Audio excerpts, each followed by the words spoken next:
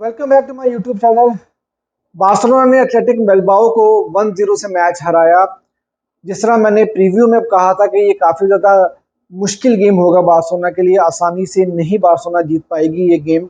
और वही हुआ, काफ़ी नैरो विन थी। मैंने 2-1 से प्रिडिक्ट किया था इस गेम को कि बार्सिलोना 2-1 से ये मैच जीतेगी। लेकिन बार्सिलोना ने 1-0 से ये मैच जीता और बार्सिलोना ने कसम खा ली है कि भाई उन्होंने आराम से कोई गेम जीतनी नहीं है और आखिरी टाइम तक वो हम बार्सिलोना फैंस का जो दिल है ना वो धड़काते रहते हैं।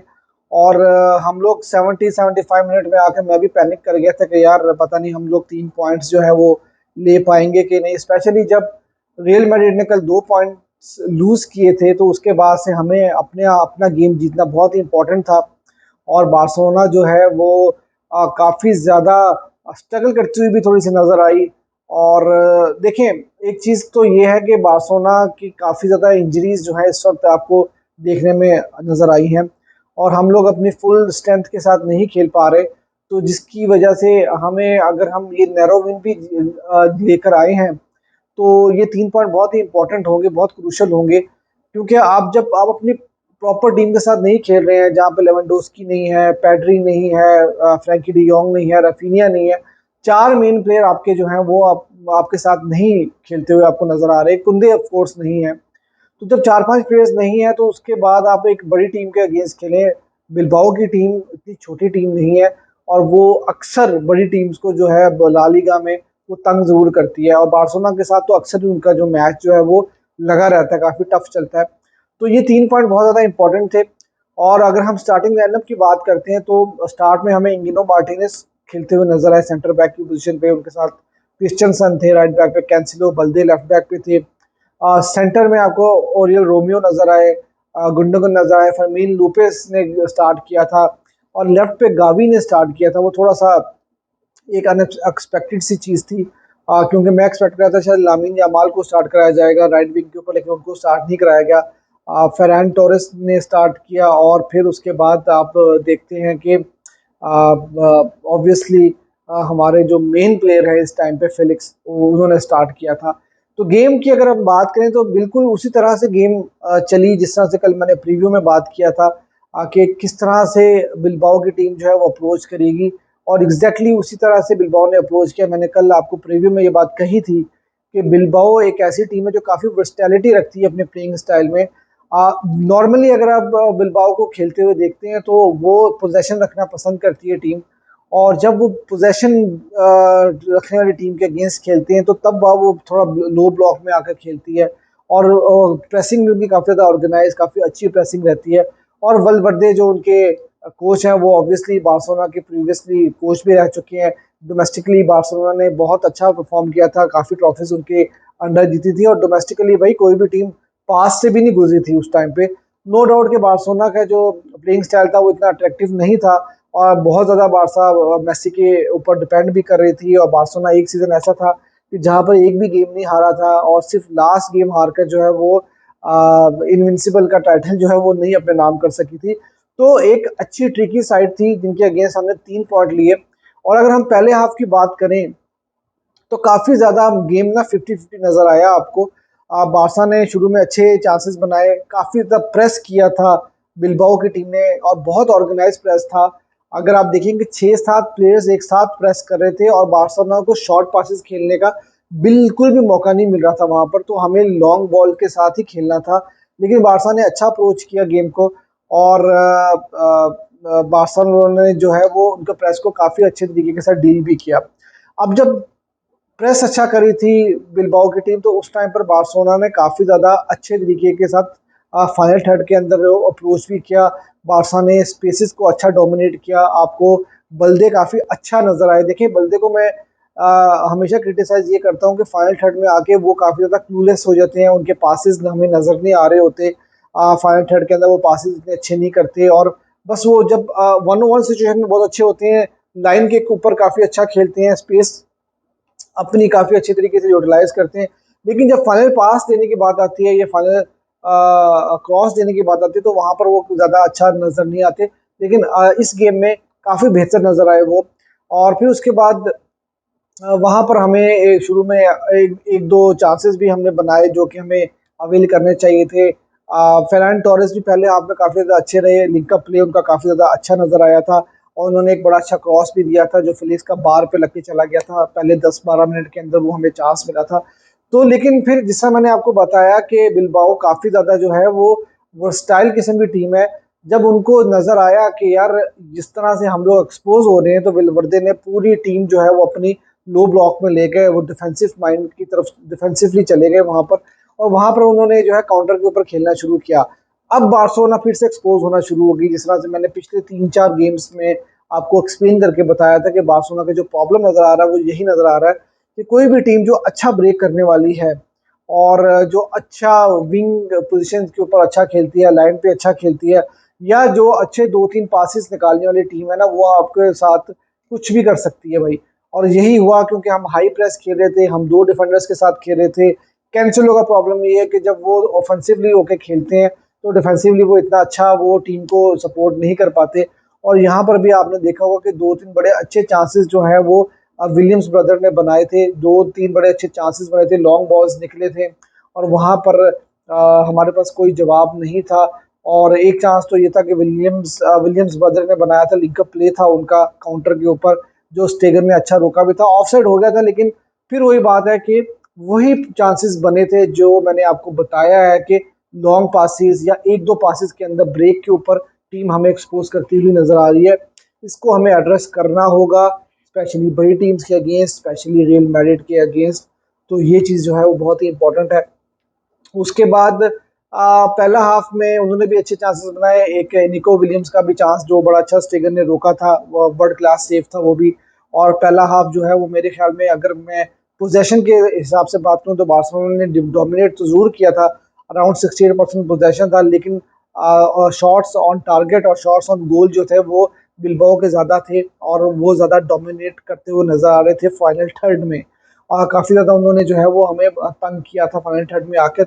लेकिन सेकंड हाफ जब आता है तो उसमें थोड़ी सी अप्रोच हमें थोड़ी सी डिफरेंट नज़र आती है। अगर हम आप बात करें तो हम लोगों ने थोड़ा-सा गेम को ज़्यादा कंट्रोल अच्छे तरीके के साथ किया, लेकिन बिल्बाओ का भी इंटेंट उस तरह से नज़र नहीं आया। बिल्बाओ मेरे ख्याल से सेकंड हाफ में जो है वो सिर्फ़ मैच को ड्रॉ करने के लिए आई थी, जिसकी वज़ह से उन्होंने कोई इतना ज़्यादा थ्रेट भी जो है वो क्रिएट नहीं किया। अगर हम प्लेयर्स की बात करें, तो प्लेयर्स में अगर इंगिनो मार्टिनेज़ की परफॉर्मेंस काफ़ी अच्छी थी, क्रिस्टियनसन काफ़ी सॉलिड थे। देखें, जो 2-3 चांसेस बनाए थे ना, वहाँ पर मैं प्लेयर्स को ब्लेम नहीं करता। और वहाँ पर मेरे ख्याल से हमें डिफेंसिव ऑर्गेनाइजेशन जो है ना, वो कोच की जिम्मेदारी बनती है कि हमें कोच को देखें। जब मेरे जैसा प्लेयर, जो मेरे जैसा बंदा जो प्रोफेशनल फुटबॉल नहीं खेला हुआ और उसको ये चीज़ समझ में आ रही है कि हम पिछले 3-4 गेम से एक्सपोज हो रहे हैं डिफेंसिवली, तो वहाँ पर जो है वो जावी को कुछ ना कुछ सोचना पड़ेगा और हमें इस तरह से एक्सपोज नहीं करना अपने डिफेंस को। तो सेकंड हाफ में जो है वो हम लोगों ने थोड़ा सा कंट्रोल ज़्यादा अच्छे तरीके से किया। प्लेयर्स को मैं ब्लेम नहीं कर सकता इस तरह की सिचुएशन में, क्योंकि जब आप न्यूमेरिकली जो है एक्सपोज होंगे तो वहाँ पर कितना भी बड़ा डिफेंडर होगा वो वहाँ पर नहीं कर पाएगा। और एक आधा प्लेयर जो डिफेंडर जब पीछे होता है तो यार वो कट भी जाता है, कोई ऐसी बड़ी बात नहीं है, ऐसा नहीं हो सकता कि उसको कोई ड्रिबल नहीं कर सकता। लेकिन ये कि लकीली हम लोगों ने गोल कंसीड नहीं किया था। सेकंड हाफ में अगर हम बात करें तो इंगिनो मार्टिनेज की परफॉर्मेंस काफ़ी ज़्यादा अच्छी रही है, क्रिस्टनसन भी काफ़ी अच्छे रहे। कैंसिलो जो है उनकी गेम थोड़ी एवरेज रही है, वो उस तरह से परफॉर्म नहीं कर पाए जिस तरह से उन्होंने रिसेंटली किया था। बल्दे का पहला हाफ काफ़ी ज़्यादा अच्छा रहा था। उसके बाद गुंडोगन और रोमियो, देखें रोमियो काफ़ी ज़्यादा एक्सपोज हुए हैं जब से फ्रैंकी डियोंग इंजर्ड हुए हैं। उनकी परफॉर्मेंस उस तरह से नज़र नहीं आ रही क्योंकि वो सिंगल पिवट के प्लेयर नहीं है। डबल पिवट में उनके साथ गुंडोगन को खेलना पड़ता है, और जब गुंडोगन डबल पिवट में खेलते हैं तो क्रिएटिविटी का इशू जो है वो ज़रूर बन के सामने आता है। अब जब गुंडोगन को सपोर्ट करना होता है रोमियो को, तो फिर ज़ाहिर है उनको डीप खेलना पड़ेगा, और फिर आगे क्रिएटिविटी किस तरह से निकल के आएगी वो एक चीज़ जो है वो देखने वाली होगी। और ये एक सवाल है जिसका जवाब जो है वो जावी को क्लासिको के अंदर जो है वो निकालना पड़ेगा कि वो क्लासिको में किस फॉर्मेशन के साथ जाएंगे। अच्छा, अब क्या हुआ कि जब गुंडोगन भी थोड़ा डीप खेले थे तो क्रिएटिविटी में जो प्रॉब्लम आ रही थी वो हमें सेकंड हाफ में तो बहुत ज़्यादा नजर आई कि हमें कोई ज़्यादा चांसेस नजर नहीं आए। सेकंड हाफ में हम लोगों ने फिर कुछ चेंजेस भी किए, लामीन यमाल को लेके आए जो कि एक्सपेक्टेड भी था। अच्छा, उन्होंने उनको एक बहुत अच्छा चांस भी मिला था जो कि उन्होंने बाहर मार दिया था। मेरे ख्याल से वो 1-on-1 सिचुएशन में उनको एटलीस्ट शॉट ऑन टारगेट जरूर लेना चाहिए था। बेशक छोटे यंग प्लेयर हैं, लेकिन ये है कि भाई इस तरह के चांसेस जो है हम लोगों को अवेल करने ही होंगे।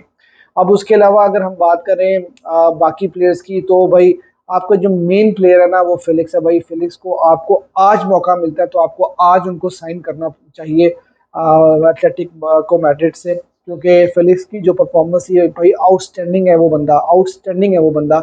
उस बंदे ने मेरे ख्याल से क्लियर कट वो बंदा जो है वो डोमिनेट भी कर रहा है बार्सिलोना को, और मैं समझता हूँ कि वो प्लेयर बना ही शायद बार्सिलोना के लिए है। और दोनों की इस वक्त ज़रूरत है। एथलेटिको मैड्रिड जो है वो उनको निकालना चाहेगी, किसी भी तरह से एक बड़ी प्राइस लेना चाहेगी। बार्सिलोना के लिए फेलिक्स बहुत इंपॉर्टेंट है और फेलिक्स के लिए भी बार्सिलोना बहुत इंपॉर्टेंट है, क्योंकि दोनों एक दूसरे के साथ बहुत अच्छे तरीके के साथ एडजस्ट कर चुके हैं। अब फर्मीन लोपेस की बात की जाए तो बहुत डिसेंट गेम थी उनकी, बहुत अच्छी गेम थी। फेरन टोरेस का प्रॉब्लम ये है कि लिंकअप प्ले उन्होंने बहुत अच्छा किया था, लेकिन यार मैं वही बात करता हूँ कि फरहान जो है बेंच से आते हुए ज़्यादा अच्छा परफॉर्म करते हैं, गोल भी स्कोर करके देते हैं। जब जब उनको पूरा गेम खेलने को मिला है तो वो उस तरह से बार्सिलोना के लिए सामने नहीं आए, क्योंकि जब आज की गेम में हमें ये एक्सपेक्ट कर रहे थे कि यार वो गोल करके देंगे हमें, तो वो नहीं करके दिया उन्होंने, ठीक है। तो लेकिन ये कि ओवरऑल वो डिसेंट थे और हम लोगों ने जो मिस किया वो अपने मेन प्लेयर्स को मिस किया। और फिर भाईजान जावी को जो है वो क्रेडिट देना पड़ेगा कि एक नया प्लेयर वो आता है और आकर वो एक तो रिकॉर्ड बना देता है ला लीगा की हिस्ट्री के अंदर कि 17 साल की एज में वो आया और आते ही उसने विद इन 29 सेकंड में उन्होंने उसने गोल भी स्कोर करके दिया आपको, ठीक है। और गियो उनका नाम है। और मैंने जब देखा कि यार ये जावी किसको लेकर आ रहा है, तो मैंने दिन में तो सोचा था कि यार ये जावी ने शायद एक ब्लंडर कर दिया, लेकिन विद इन 30 सेकंड में उस बंदे ने आपको गोल करके दिया। ये है ला मासिया। आप जो भी कर ले, ला मासिया जो है वो बेस्ट एकेडमी है दुनिया की, और वो इस तरह का टैलेंट प्रोड्यूस करती ही चली जा रही है। पिछले 15-20 साल से हम देख रहे हैं कि मेसी वहाँ से आए, जावी इनेस्टा निकल के वो वहाँ से आए, और भाई पैदरी, गावी, लामिन यामाल, और भाई इट्स नेवर एंडिंग स्टोरी। और फिर गियो ने आते ही गोल स्कोर कर दिया और एक डिफरेंस क्रिएट किया। फिर उसके बाद उस बंदे ने मतलब सिर्फ गोल स्कोर करने के बाद जो आखिरी 15-20 मिनट उनको जो भी मिले थे खेलने के लिए, उसके अंदर उन्होंने जान बहुत ज़्यादा मारी, प्रेस अच्छा किया। और गावी की मेंटालिटी जो है वो नज़र आ रही थी वहाँ पर कि हर जगह पे अपना सर भी घुसा रहे हैं, इंजरी की कोई जो है वो उनको परवाह नहीं है। और उन्होंने जो है वो आते ही जो है वो एक रिंगिंग बेल्स जो हैं वो बजा दी कि भाई I am the next big thing. तो आई होप कि वो नेक्स्ट बिग थिंग हो। और इंस्टाग्राम पर भी उनको एकदम से जो है वो 100,000 फॉलोअर्स जो है वो एकदम से मिल गए। तो एक गावी को क्रेडिट जाता है, सॉरी जावी को क्रेडिट जाता है इस चीज़ का कि यार उन्होंने एक नए लड़के को मौका दिया इतनी क्रूशियल पोजीशन के ऊपर। तो मैं ये समझता हूँ कि बहुत इंपॉर्टेंट 3 पॉइंट से आप जा रहे हैं ला लीगा में क्लासिको खेलने के लिए, और क्लासिको वीक है ये। बहुत अच्छी बात है कि आप 1 पॉइंट की दूरी के ऊपर हैं और अब आप प्रेशर में नहीं होंगे। अगर ये यहाँ पर आप पॉइंट लूज कर देते तो आप प्रेशर में होते क्लासिको में जाने से पहले, क्योंकि मैड्रिड भी कोई इतनी अच्छी गेम नहीं खेल रही है। तो अगर हमारे होपफुली लेवेंडोस्की और पेड्री वापस आते हैं तो मेरे ख्याल में हम लोग एक अच्छी जो है वो गेम प्रोड्यूस कर सकते हैं क्लासिको में। तो ये थी आज की वीडियो। अगर आपको वीडियो पसंद आई है तो वीडियो को लाइक भी कर दीजिएगा, और चैनल अगर अभी तक आपने सब्सक्राइब नहीं किया तो चैनल को सब्सक्राइब भी कर दीजिएगा।